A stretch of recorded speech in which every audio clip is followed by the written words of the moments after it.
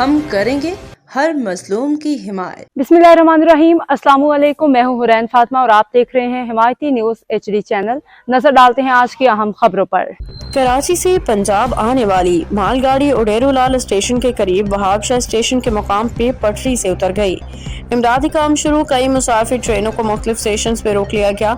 हादसे में मालगाड़ी के 17 डब्बे पटरी से उतर गए, जिसके बायस रेलवे के अप और डाउन दोनों ट्रैक बंद हो गए।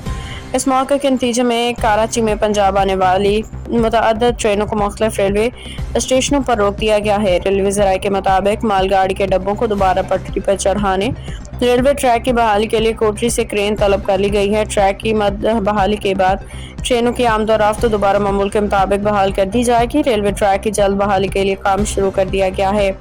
रेलवे के दोनों ट्रैक बंद होने की वजह से पंजाब से आने और जाने वाले कई मुसाफिर गाड़ियों को टंडो आदम, शहदादपुर, सरियाहारी, नवाब शाह स्टेशनों पर रोक दिया गया। इशफाक सलहरी की रिपोर्ट। अब तक के लिए इतना ही। मजीद खबरों और अपडेट्स के लिए देखते रहें हिमायती न्यूज HD चैनल।